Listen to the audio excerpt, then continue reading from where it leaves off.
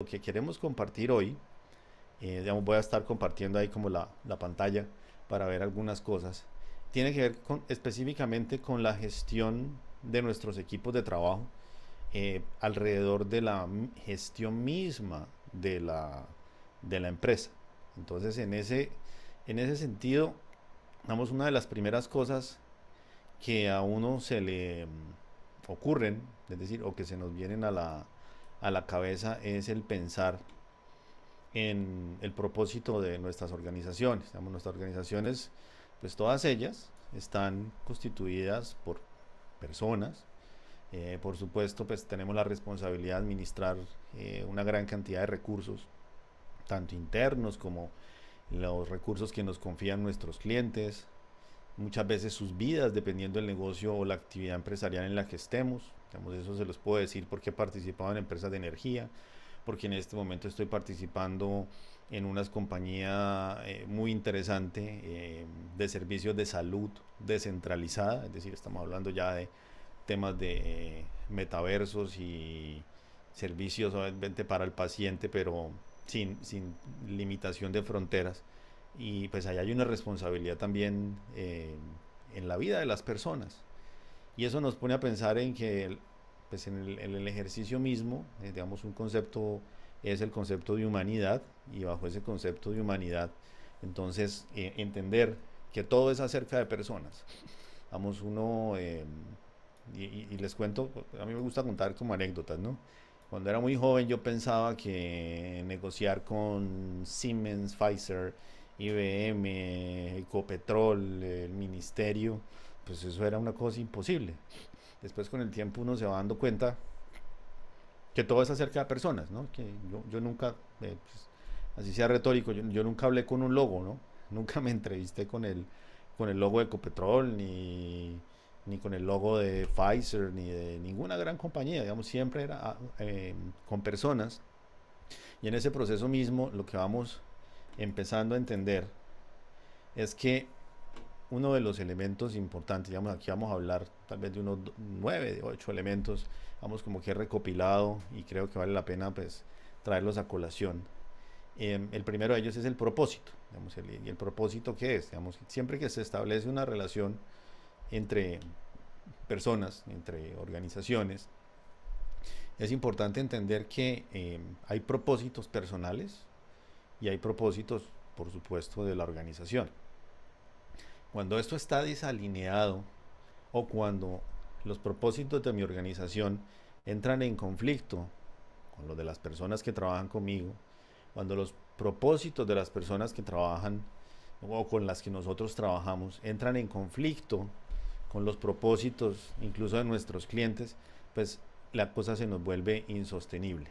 Entonces es importante, cuando hablamos de propósitos, nosotros entender que esa alineación es una alineación comunitaria, es decir, es una alineación de todos los que hacemos parte de la organización. Y aquí les puedo dar un ejemplo.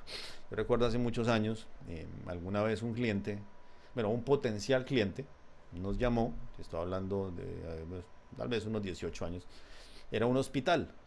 Nosotros hacíamos sistemas de información para la gestión de historias médicas electrónicas, eh, y pues digamos teníamos clientes privados y este hospital nos llamó, pero algo en el proceso eh, nos dijo que no, venga, esto es como una alerta roja muy, muy importante. Eh, la dificultad de las conversaciones, digamos como que la falta de claridad en objetivos compartidos, algunos temas de, bueno, de qué era lo que estaba buscando esta organización a la hora de digitalizar los datos y qué era lo que nosotros pretendíamos con ofrecer servicios de digitalización de datos de salud, hacia dónde íbamos nosotros, digamos, en ese ejercicio de ir construyendo herramientas cada vez más interesantes. Y veíamos que tal vez aquí lo que íbamos era un poco tal vez como a echar hacia atrás, damos algunos avances importantes que incluso ya habíamos sobrepasado por encima de normativas y de reglamentaciones colombianas. Y pues eso nos hizo parar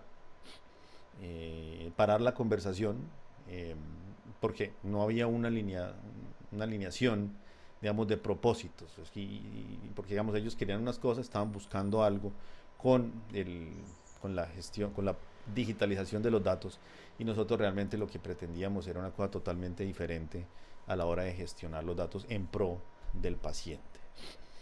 Otro elemento que pues, nosotros escuchamos a cada rato es el mindfulness, ¿no? Digamos, en los últimos, tal vez, vamos a decirlo, 8 años, digamos, empiezan a haber unas corrientes bien importantes de la gestión humana, de la gestión empresarial, donde nos proponen y nos promueven, digamos, ese respeto o ese reconocimiento del viaje al interior de cada ser, digamos, esa identificación y esa capacidad que tenemos nosotros de hacer cambios a nuestra propia mente.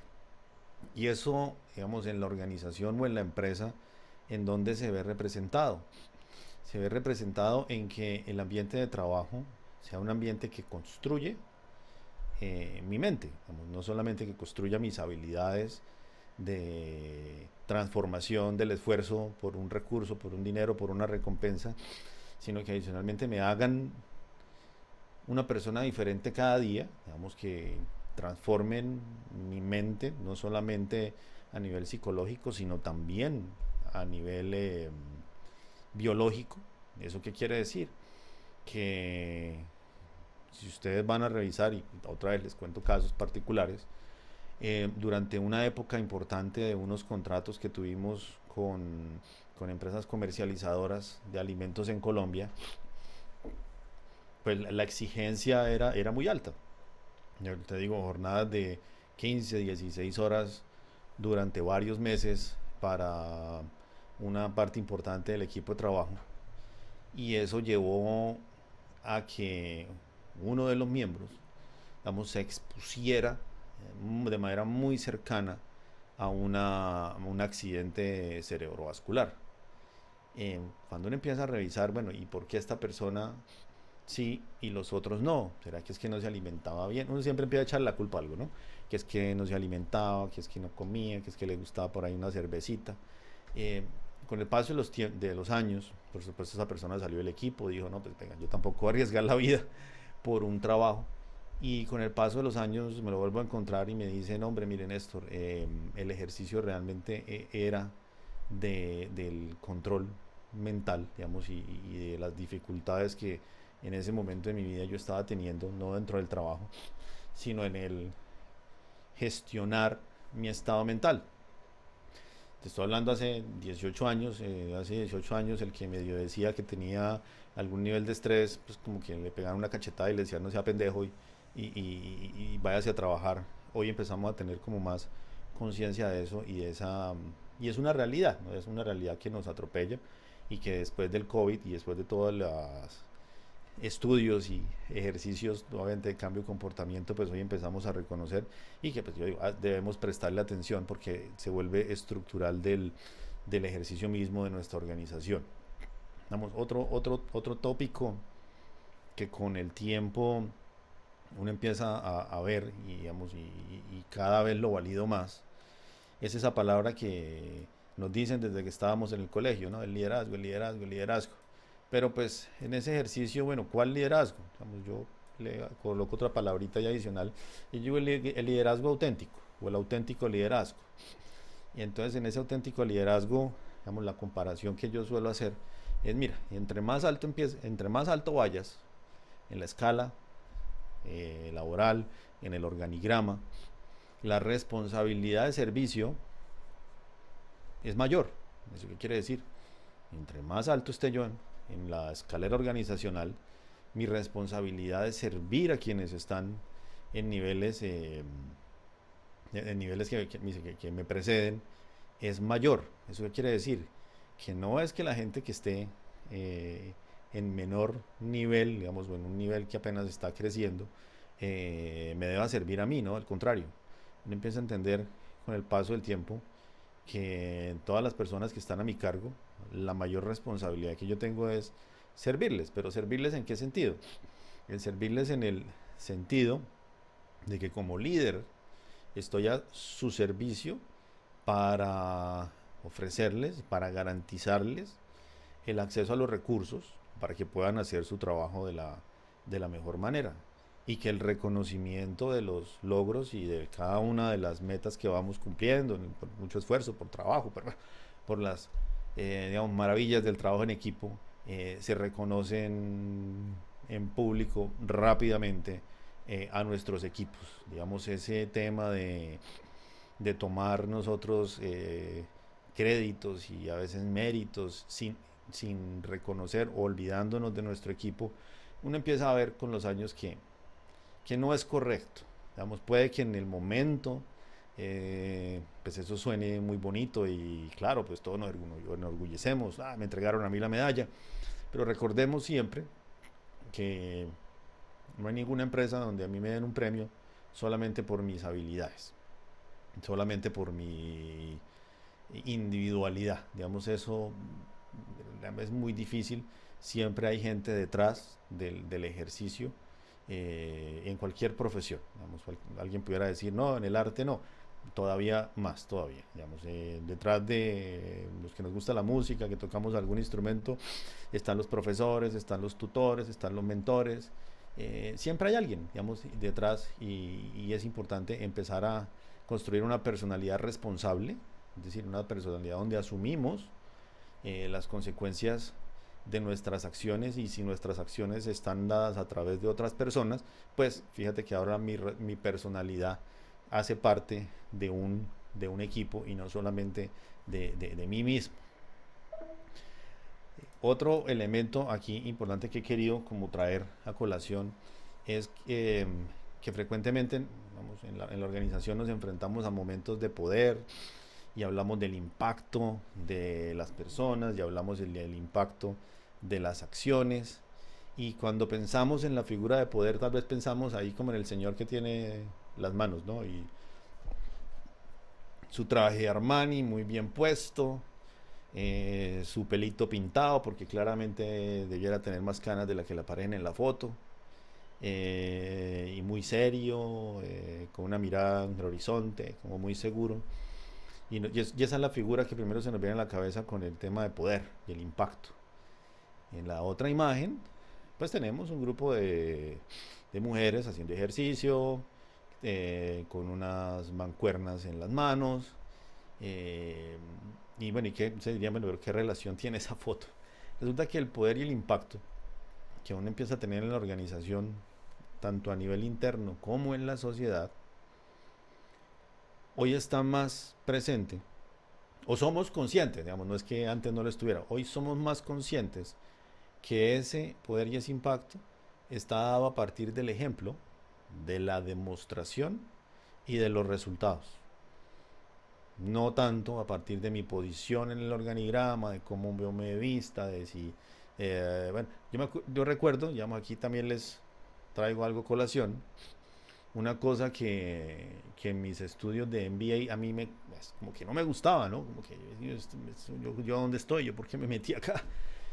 Es una frase que en alguna materia solía repetir uno de los instructores y él decía, dress to impress. Y si ustedes miran algunas series de Netflix, no me acuerdo cómo se llama esta de los abogados, pues, si alguien se la sabe, por ahí me ayuda. La ley de los audaces. Esa, la ley de los audaces, entonces siempre es el dress to impress y el dress to impress y el dress to impress. Eh, en la pandemia, pues el dress to impress se volvieron sandalias, se volvieron sudaderas, se volvieron camisetas y el mundo siguió andando, ¿cierto? Y el mundo siguió operando y en muchas líneas empezó a operar de una mejor manera. Y cuando digo de mucha mejor manera, es de una forma donde los resultados empezamos a ser conscientes de su medición, pues porque ya no teníamos la gente al lado. Entonces, oiga, ve, ¿qué resultados aparecen? Entonces empezamos a entender mejor las métricas. Y el ejemplo, pues ya, pues olvídate, el jefe ya escondido en la oficina, ¿no? Todos teníamos que aprender las cámaras, aprender seguramente a manejar un micrófono, a aprender un par de luces y a estar presente para nuestros equipos, digamos, y ya no es quien tiene la oficina más grande. Incluso tengo casos de varios amigos empresarios que me dicen, no, Néstor, pues el que tiene la oficina más fea en mi empresa soy yo, porque es que yo jamás pensé que me tocara trabajar en la casa. Y yo tengo un escritorio chiquitico al lado de la cama y pues muchos de mis trabajadores pues, tenían niños adolescentes o niños en edad de colegio y pues tenían como unas muchas mejores condiciones de espacios de trabajo. Y entonces ya mi oficina resulta que era la más feita de todas. Y en ese ejercicio pues ya es a partir de eso, de la demostración, del ejemplo que estamos dando y tal vez olvidarnos un poco y ser un poco, vamos, en contra del statu quo, ¿no? De lo tradicional, sin ser irrespetuosos de las formalidades, ¿no? Pero digamos, que no sean esas señales, digamos, las que nos definan los poderes, porque podemos equivocarnos mucho, podemos caer en equivocaciones. Y aquí te pongo, les voy a poner un ejemplo. Recuerdo un día que estábamos en la oficina, en nuestra oficina en Bucaramanga, y preguntaron por el ingeniero líder de dispositivos móviles, ¿no? Y pues sí, usted está el ingeniero Edward. Y pues nos preguntan, bueno, ¿quién lo solicita? Dice, no, lo solicitan del comando de la policía. Y pues obviamente imagínate tú el susto, ¿no? El comando de la policía, eso ya sonó a muy grande. Sí, ¿hay alguien ahí? Dijo, sí, acá está un señor de apellido, no recuerdo, voy a decir cualquier apellido, Pérez. Y que si puede seguir. Nosotros, pues sí, claro que siga. Cuando esta persona siguió, entonces llegó, primero llegó adelante, no el señor Pérez, sino un muchacho más joven, vamos a decirlo, Mantilla, y entonces preguntó quién es el ingeniero líder de dispositivos. Dijo, no, mire, es el ingeniero Beltrán.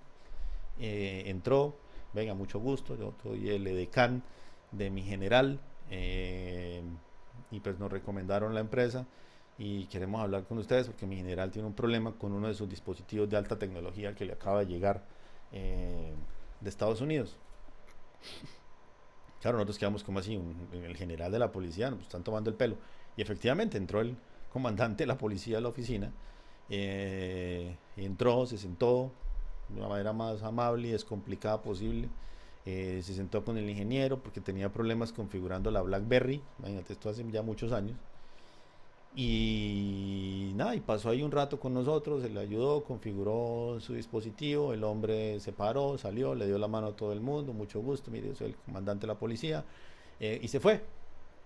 Al otro día en la mañana llegó a la oficina una tarjeta de agradecimiento a mano, del general, dirigida al ingeniero, y una canasta de frutas, digamos, como para todo el personal, también con una nota de agradecimiento. Entonces yo les decía a ellos, fíjense lo que pasa acá. Este señor que fácilmente puede decir, dar la orden, llamar, vengan, que necesito que me ayuden. No, no, se toma el tiempo, va a la oficina, no sé cómo hicieron la búsqueda, digamos, nunca lo entendí. Pero digamos, su capacidad de ir, oiga, y resolver el problema él mismo, de sentarse con el ingeniero, de revisar su propio aparato, hablar ahí un rato sin importar que si era el comandante de la policía o que el otro, pues, un ingeniero, digamos, operativo en nuestra compañía, y al otro día envía es una nota de agradecimiento personal hecha a mano. Uno dice, oiga, mire, el impacto tan impresionante que puede tener una persona cuando sencillamente va y demuestra que tiene una necesidad, se demuestra ignorante, se demuestra, vamos a decirlo, no débil, sino eh,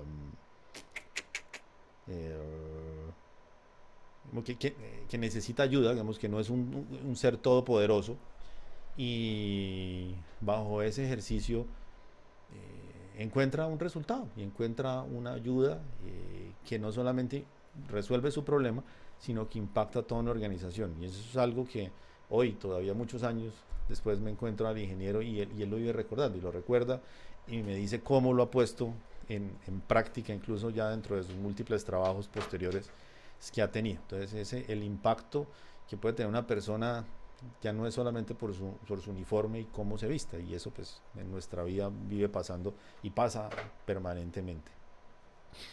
El otro punto que me gustaría aquí traer a colación Es una palabra también que escuchamos permanentemente de la empatía. Y a veces nosotros confundimos la empatía con la simpatía. Vamos, la empatía es un tema de mucho más allá de acompañar, es mucho más allá de estar. La empatía es el entender, yo creo, para mí, ¿no? Es entender y comprender con todos nuestros sentidos las situaciones o las condiciones de la otra persona en función de un ser humano. Y esa persona puede ser nuestros trabajadores, nuestros colaboradores, nuestros socios, nuestros empleados, nuestros clientes. Muchas veces tenemos como perfectamente definidos los manuales y los procedimientos en nuestra organización a nivel interno o incluso de la atención a nuestros clientes y nos pasamos por alto, por culpa de esos procedimientos, la posibilidad de darle libertad a cada una de las personas en nuestra empresa para que ejerciten esa empatía. Aquí les voy a dar otro ejemplo. Hace unos años, en Bucaramanga específicamente, empezó, vamos, un ejercicio muy fuerte con relación al sector de salud y se construyeron unos hospitales importantísimos, dos zonas francas de salud, y en esa línea pues comenzó también pues la promoción del turismo de salud. Dentro de todo ese ejercicio del turismo de salud, en alguna ocasión una agencia promotora de salud internacional, tengo la oportunidad de entrevistarme con su gerente y me dice, pues Néstor, mira, yo estuve en Colombia, visité Bucaramanga y pues aproveché y pues tomé unas citas pues para mirar algunos exámenes personales, también para mirar como el proceso, la experiencia eh, y pues mirar cómo recomendar eso con mis clientes. Y ella me dice, pero hay algo que me llama mucho la atención y es que el primer contacto humano en el sistema de salud, cuando uno llega a cualquier entidad en tu ciudad, es una persona armada con una hojita en la mano y que pareciera que el trabajo de él es no dejarlo entrar a uno. Yo le decía, pues, digamos, sí, así está estructurado nuestros servicios hospitalarios en Colombia. No haces una lectura diferente a la realidad. Y le dije, pero bueno, pero más allá, ¿qué sucede? Dijo, no. Dijo, cuando yo llegué, lo primero que me dice es que ese consultorio ahí no era, que yo estaba equivocada, que por ahí no era, que de ninguna manera. Y pues yo saqué mi teléfono, pero pues obviamente sin datos, sin nada, porque no tenía teléfono, plan de datos en Colombia. Sencillamente como para validar la dirección, dice, pero en un momento aparece una señora de servicios generales, es decir, pues la señora de aseo, y se da cuenta como que yo no soy de acá y me dice, señora, ¿en qué le puedo colaborar? Dice, no, mire, es que tengo una cita con este doctor, estas fueron las orientaciones que me dieron, aquí están los datos. Y la señora de servicio general le dice, no, pues permítame un segundo, déjeme, yo le miro, porque me parece que sí, que ese consultorio de esa doctora queda en esta torre. Sí, pero es que el vigilante me dijo que no, dijo, no, no, no, eso de pronto está mal, eso, todos sus sistemas siempre se equivocan. Y la señora le dijo, no, venga, siga por acá, la hizo entrar, ahí negoció con el vigilante, la hizo entrar, la sentó, se tomó el tiempo, fue a la recepción, efectivamente validaron si era el consultorio, no solamente era el consultorio, sino que la señora entonces la acompaña, la lleva hasta la oficina y pues esta señora le pregunta, oye, pero ese no es tu trabajo, ¿por qué lo haces? Y le dice ella, mire, lo que sucede es que cuando yo voy a una cita, en el anterior sistema de salud que nosotros teníamos, ella decía, a mí me hacen esperar en la puerta, muchas veces 1 o 2 horas, cuando realmente me debieran dejar entrar. Dice, y a mí no me gusta que eso le pase a la gente. Entonces, su merced, pues yo la dejo aquí en el consultorio y bueno, que tenga muy buen día. Yo digo, fíjate que es un tema, es más que acompañar, es entender las condiciones en las que está la otra persona y en ese ejercicio actuar.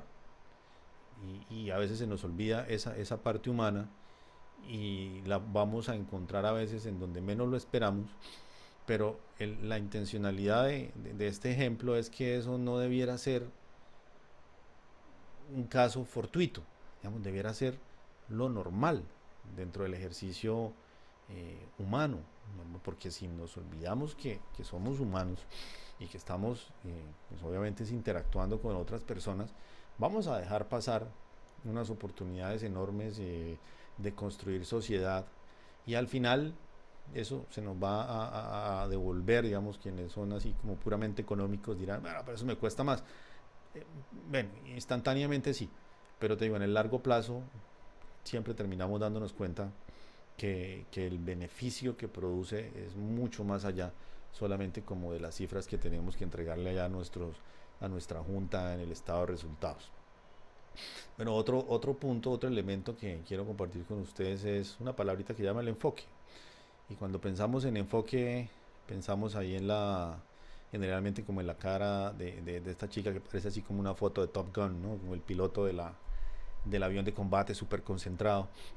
Pero nosotros también podemos tener enfoque en la otra foto, donde está en un juego de realidad virtual, entretenida, divirtiéndose, donde si no estuviera enfocada y haciendo una gestión súper eficiente de sus sentidos, de visual, del oído, del tacto, de su capacidad dinámica de gestionar múltiples controles en el control de un videojuego, con toda seguridad, pues le va a ir mal en la experiencia. Vamos, no se trata de quedarme quieto, de congelarme para entonces desarrollar así los poderes del más allá. No, sino todo lo contrario, es decir, divertirme en el proceso, permitir que todo mi organismo funcione de una manera adecuada, que esa concentración también pues, me dé espacio a producir diversión. Ya digo eso, mire, hoy en nuestra ejecución del trabajo diario tenemos que controlar una gran cantidad de dispositivos, digamos, ya no es solamente el teclado ni el mouse. Ahora tenemos que controlar cámaras, tenemos que controlar micrófonos, tenemos que controlar audio, tenemos que controlar los múltiples dispositivos con los que me pueden conectar en este momento. Me pueden escribir por el WhatsApp, me pueden estar mandando un correo electrónico, me pueden estar escribiendo por Slack, me pueden estar adicionalmente escribiendo por mis redes sociales. Tengo que hacer la gestión de alarmas, de avisos. Tengo que hacer una gestión tan impresionante de cosas que suceden a la vez, más complejas que incluso que en un videojuego. Y si la gestión que yo hago, digamos, no es una gestión que yo me disfrute, que yo disfrute, que me entretenga, que la cual me divierta, pues ese enfoque no va a servir de nada. Porque pasa como el caballo de carreras, tío, o sea, porque esté muy enfocado en una sola cosa, pero pierdo la visión periférica.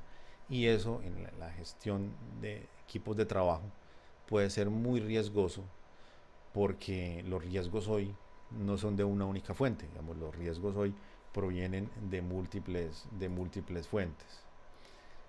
Otro punto que es, digamos, que uno va aprendiendo con el ejercicio es de la promoción de la confianza. Es decir, oiga, venga, las personas que trabajan en nuestras organizaciones, todos nuestros equipos, cuando hablamos de la confianza, ¿es confianza en qué? Mira, confianza en lo que es cada cual.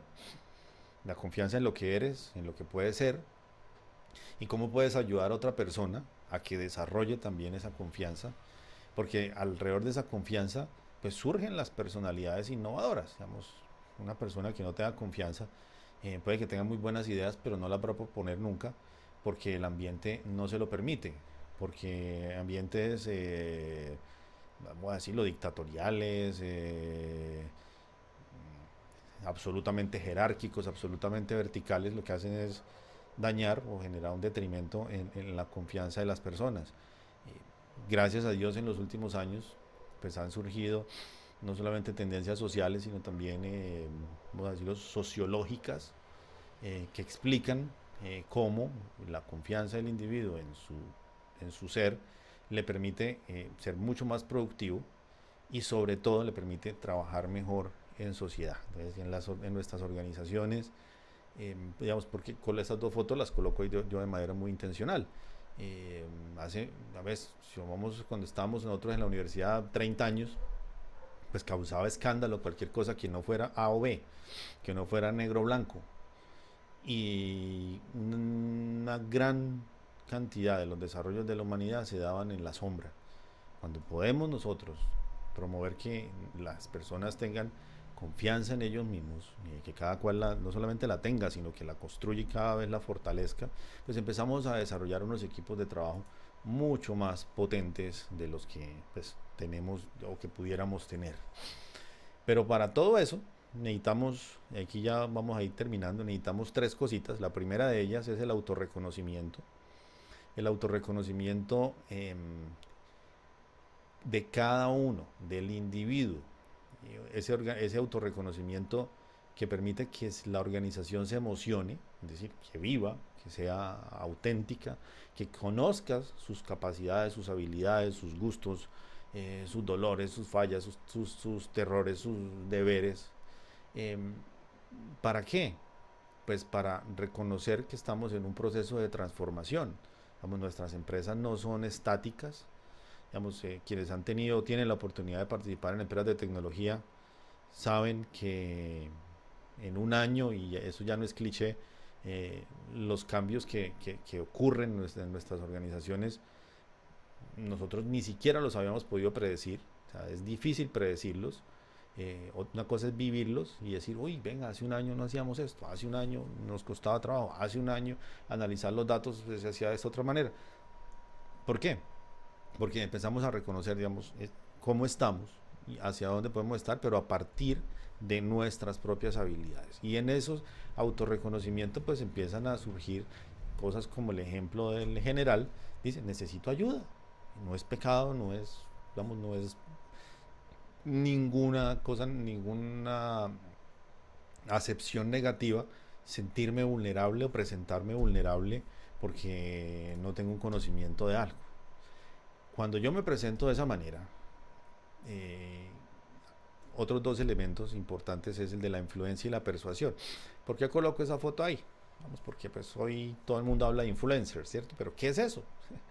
¿Y por qué personas que, pues, oiga, en su desarrollo profesional o académico tomaron sencillamente otra línea de trabajo específicamente en las comunicaciones, logran tener tanta influencia en el mercado o tanta influencia y capacidad de persuasión de las comunidades?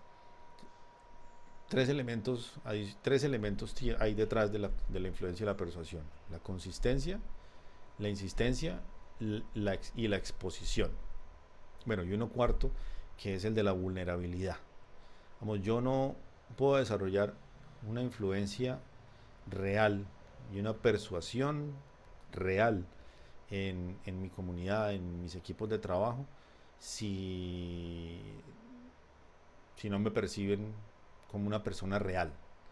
Y es decir, una persona real es vulnerable, una persona real está expuesta, una persona real trabaja con consistencia, insistencia también, y al paso del tiempo y con el desarrollo del tiempo pues va desarrollando cada vez más habilidades que le permiten pues seguridad y confianza y reconocimiento, pero siempre está la vulnerabilidad. Cuando prendemos una cámara nos estamos exponiendo, cuando hacemos un video pues somos vulnerables a equivocarnos, cuando estamos en una grabación pues por supuesto que podemos cometer errores, pero no estamos en un set de cine, ¿no? Donde podemos decir corten, repitamos, no, estamos en la vida diaria que es en tiempo real, y en ese ejercicio tenemos mucho que aprender nosotros de jóvenes que han tomado este ejercicio, digamos, como parte de su vida, digamos, y les ha dado unos resultados impresionantes, pero que si lo vamos a reconocer dentro de la dinámica académica y dentro de la dinámica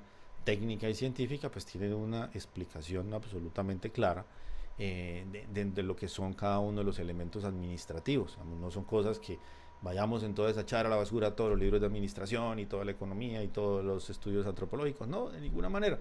Lo que hacemos es validar precisamente que al usarse esas herramientas de manera insistente podemos desarrollar influencias y persuasiones en nuestros equipos.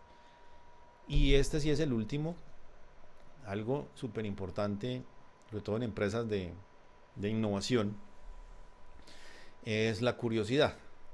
y la curiosidad que me permite basar el aprendizaje y el pensamiento sobre ella.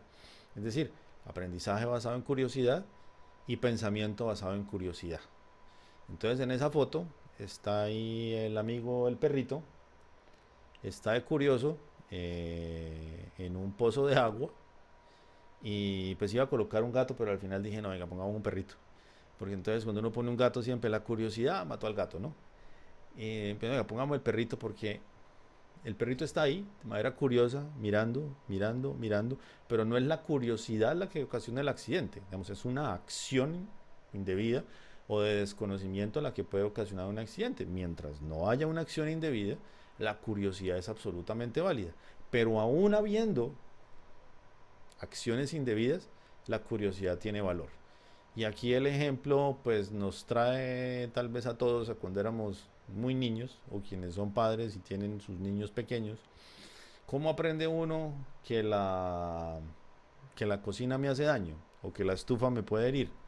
Pues realmente colocando la mano, ¿cierto? Pero ¿qué es lo que hace que yo coloque la mano? La curiosidad o una hipótesis científica que en la que yo digo voy a validar si esa fuente de calor me ocasiona una alteración de la epidermis de mi mano. No olvídese nada de eso. Decir, ¿eso qué es? Voy y le pongo la mano y me quemé. Bueno, listo ya. Fue la curiosidad la que me hizo quemar. ¿Qué es lo que hace que el ser humano aprenda? Una de las funciones mecánicas más complicadas de replicar y de automatizar, que es el caminar. La curiosidad otra vez. La curiosidad del reconocer los miembros inferiores, la curiosidad de querer alcanzar nuevas cosas, la curiosidad de querer alcanzar algunos objetivos, entonces va haciendo que mi organismo opere, se sincronice, haga pruebas, se equivoque, se caiga, se pare, camine chistoso hasta que empieza a caminar bien. Bueno, algunos nos quedamos con el caminado chistoso después ya de viejos, pero es la curiosidad la que nos lleva a ese ejercicio y muchas veces como que la perdemos, ¿no? Es un tema importante que hay que mantener en las organizaciones, promoverlo activamente, porque pues, sin curiosidad no nos atrevemos a hacer cosas nuevas, porque a veces nos metemos en la planeación exagerada del recurso y de la actividad y entonces como que decimos, no, no, no, eso no, porque no hace parte del plan.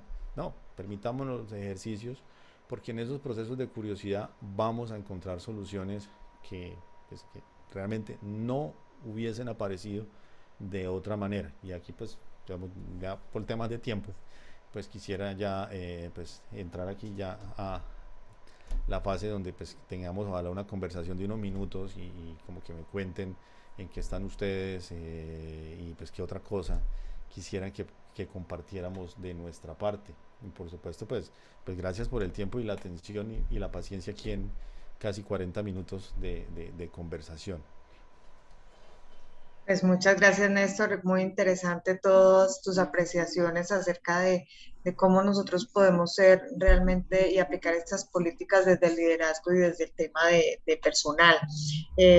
No sé, abro este espacio para las personas que quieran hacer preguntas, pueden levantarme la manito o escribir por el chat la pregunta y yo la voy leyendo. Fue el responsable de separar la coalición más poderosa que ha tenido la organización.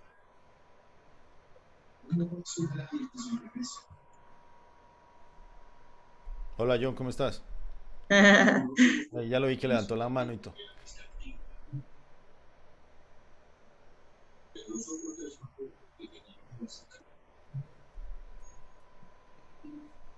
Bueno, digamos que yo sí tendría una pregunta para hacerte y como para iniciar este debate es preguntarte desde la parte de tecnología y teniendo en cuenta que hoy en día es un tanto complicado conseguir ese recurso de talento humano, realmente uno como jefe, ¿qué es lo que uno debería de hacer o no debería dejar de hacer para retener ese talento que hay veces entre nosotros mismos empezamos a decir, ofrecer y casi siempre es dinero para escoger estos nuevos jóvenes que están saliendo en la parte de tecnología y de tecnólogos y técnicos, y para nosotros como jefes es un tanto complicado retenerlo y conseguirlo.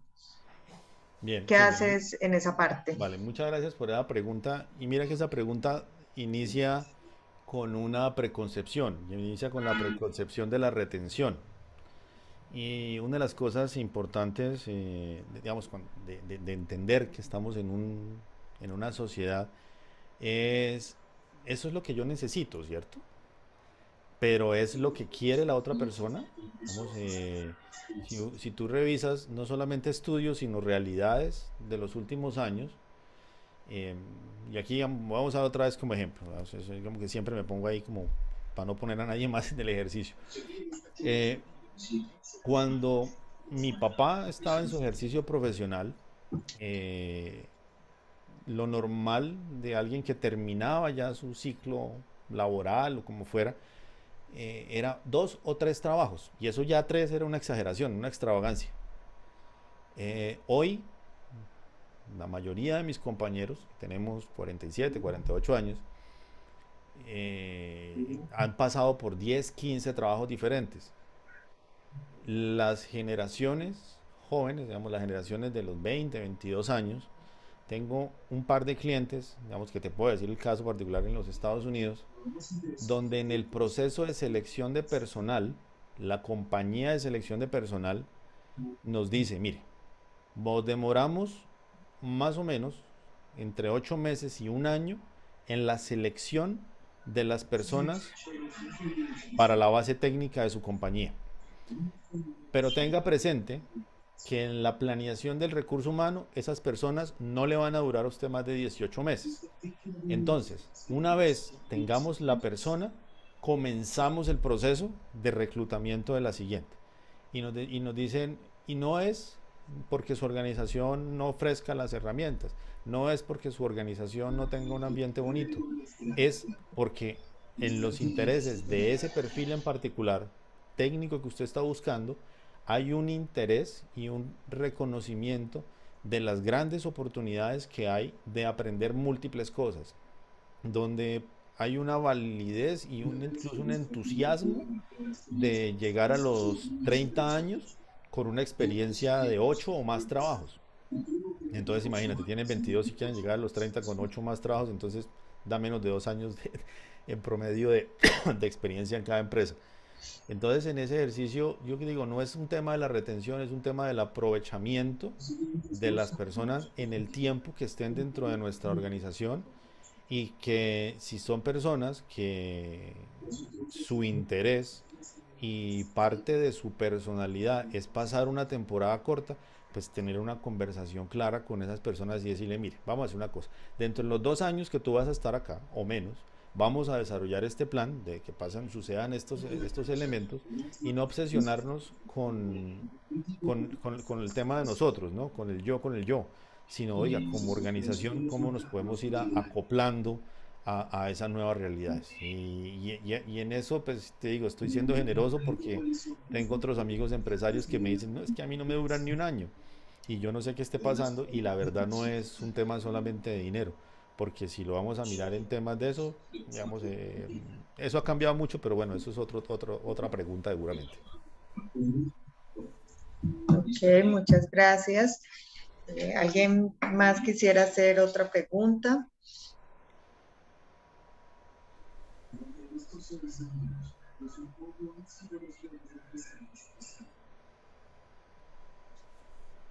Yo creo que Johnny iba a hablar, pero no sé si le volvió la cámara. O Javier. No, no sé, es que cuando yo iba a hablar me quedé sin sonido, no sé por qué, yo era aquí hablando solo y me No, te quedé quedaste sin... congelado. Sí, sí, Ese, problema parcial del internet y pues la verdad no sé hasta dónde me escucharon. no, No, no te nada, escuchamos, Nada, si no, nada, no, pero nada. te estamos Tranquilo. escuchando en este momento. no, mira, lo que quería decirte era que me pareció muy chévere el enfoque que tú le diste a la presentación, porque cuando yo vi el título de la charla dije, bueno, va a ser algo relacionado al tema de talento humano y cómo reclutar a la gente y demás, pero el abordaje que le diste en los distintos aspectos como personas, que son las que nos relacionamos entre empresas y personas, el famoso B2C, B2B, esa vaina toda técnica, es muy válido, es muy válido. Y si uno como gerente o como líder o como el que tiene que rebuscar la nómina o con cualquier cosa que le toca a uno en tantas cosas, tuviera en cuenta esos aspectos que tú dices, haría un impacto, haría un cambio, así sea pequeñito, dentro de la organización. ¿Por qué? Porque pues, algunos de esos temas yo ya los conocía, pero sí hubo uno o dos que no los había tenido en cuenta, como por ejemplo el tema de la curiosidad, que fue el último que mencionaste, que claro, de ahí es que surge todo. Y si uno permite que su personal sea curioso y no los frena, eso va a hacer en algún momento que ellos se sientan importantes y se sientan parte de la empresa y no se vayan, por lo que se comentaba en un principio, no, tras bambalinas se comentó, tema dinero, tema económico. Todo el mundo en este momento es que si me paga 3, yo le trabajo, pero es que me está pagando 3,5 y después se va, y después se va, y después se va. Y entonces eso va a ser un proceso nunca terminar, porque entonces ¿quién va a tener 10 millones de pesos para pagarle a un programador? Entonces ahí es donde lo que tú dices, hay que llegarle, no sé si así es, al corazón del personal. Yo tuve un jefe que lo admiro muchísimo, es un personaje que tiene cuarto de primaria, tiene todos los negocios del mundo, tiene plata la que usted quiera, y recuerdo que él decía, Harold, duro con los resultados, suave con el personal. Y eso es una ley que si uno la logra aplicar, tiene muy buen resultado. Néstor, muchas gracias. Muy buena la presentación, te agradezco de verdad. No, John, muchísimas gracias por tus palabras. Y sí, cuando tú dices eso de que tenemos que salir a buscar la nómina, eh, yo te digo algo, digamos, uno muchas veces se olvida de su propia humanidad y yo digo, venga, yo no le voy a contar a mis trabajadores lo difícil que es. Yo también pasé por eso mucho tiempo, muchos años, y uno como que no lo contaba.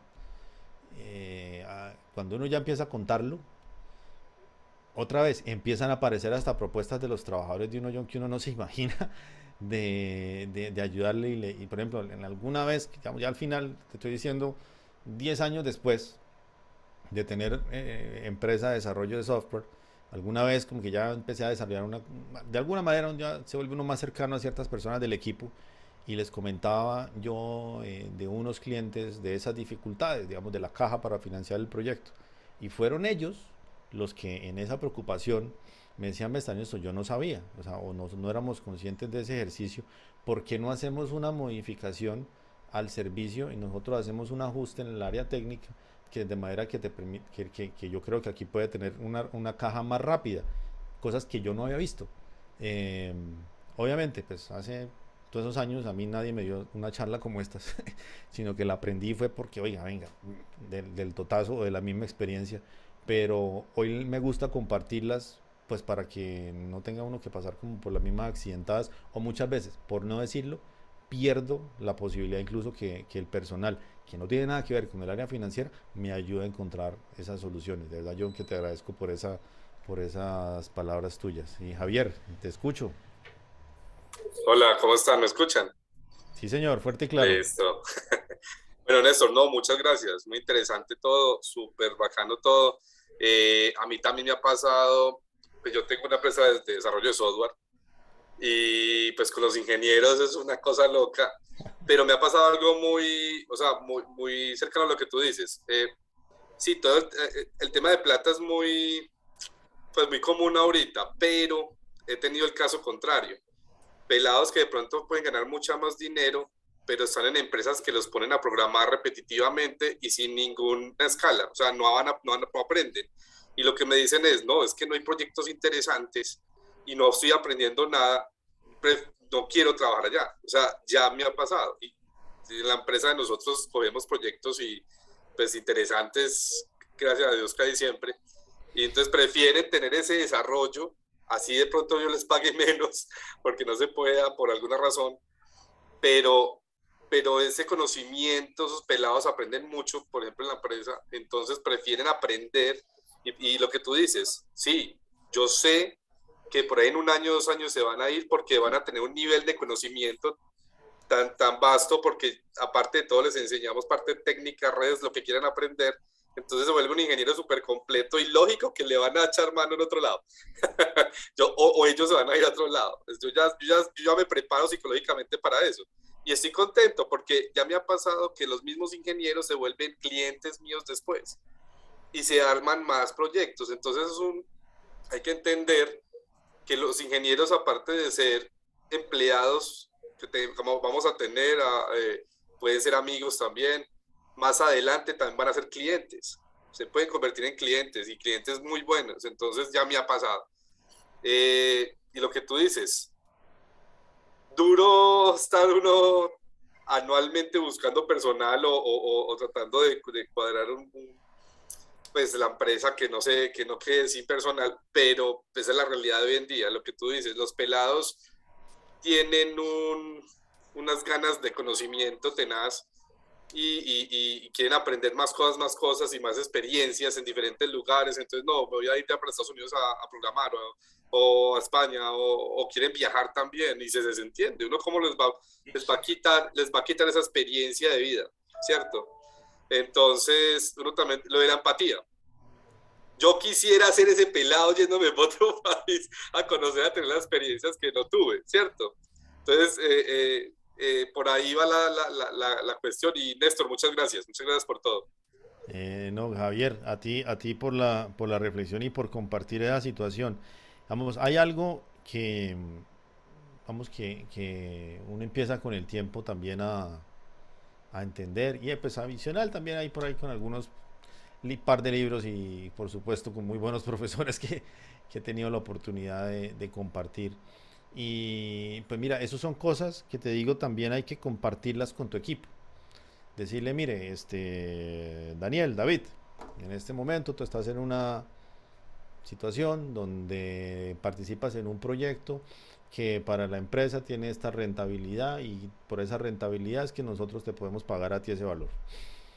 Yo sé que estaba aprendiendo cosas y yo sé que pues obviamente quieres también mejorar no solamente en tema económico sino en nivel de conocimiento. En el tema económico, ¿qué necesitamos para poderte mejorar el trabajo? Necesitamos dos cosas. Una, ser más productivos, es decir, tener una mayor rentabilidad del trabajo que estamos haciendo. Ya después tú le explicas qué significa eso y cómo calculas tu rentabilidad. Al fin de cuentas son ingenieros, eso es matemática, entienden perfecto. Y la otra es el tema de conseguir obviamente clientes en unos mercados donde pues tengamos una mejor tarifa por lo que estamos haciendo como organización. Digamos, tú como individuo pues siempre vas a estar saltando y saltando en quien te pague el conocimiento. Pero si como organización todos empezamos a tener esa conversación de dónde buscamos el siguiente ejercicio, dónde buscamos el siguiente escenario, pues va a ser más chévere porque va a ser entre todos quien podemos empezar a identificar otros escenarios. Digamos, esa época donde el gerente comercial o el encargado de las ventas que era uno solito y entonces uno coge el teléfono y llame y maletee y el carro y el avión, pues créeme que eso ya no es tan cierto. En nuestros equipos técnicos y nuestros equipos humanos todo el día están expuestos a información infinita en fuentes que nosotros ni siquiera nos imaginamos que tengan acceso, pero que como no hemos compartido con ellos la importancia de ciertas informaciones, pues lo normal, la dejamos pasar, pasa y pasamos de ella sin ninguna precaución. Pero si nosotros lo que hacemos es compartimos, mira, es muy probable que también hagan parte de ese proceso mismo del crecimiento. Y en el tema ya de las flexibilidades, mira, uno empieza a encontrar cosas tan locas que obviamente no estaban en la cabeza de nosotros y todavía no están en ningún libro de finanzas, de decir, oiga, venga, yo cada 2 años le voy a dar a usted 6 meses de permiso y en esos 6 meses le voy a pagar 3. Pero ¿qué tiene que pasar para que yo lo pueda hacer? Venga, para acá Julián le voy a contar. Para que eso pueda pasar, usted tiene que estar en un proyecto que tenga esta rentabilidad, que tenga este ejercicio, que tenga estas cuentas. Y con todo gusto le hacemos. Entonces, pero al final es, ¿y qué más se les ocurre, no? Y sin ninguna restricción, pues permitirnos esa curiosidad, porque muy probablemente por ahí vas a encontrar también otras soluciones a problemas que a veces uno no identifica, porque en el día a día, yo lo sé, digamos, yo lo he vivido permanentemente, eh, nos cegan un poquito, ¿no? A darnos el espacio de trabajar mucho más cercano con las personas. Y hoy con toda esta tecnología, créeme que es mucho más eh, fácil si lo hacemos conscientemente entre todos.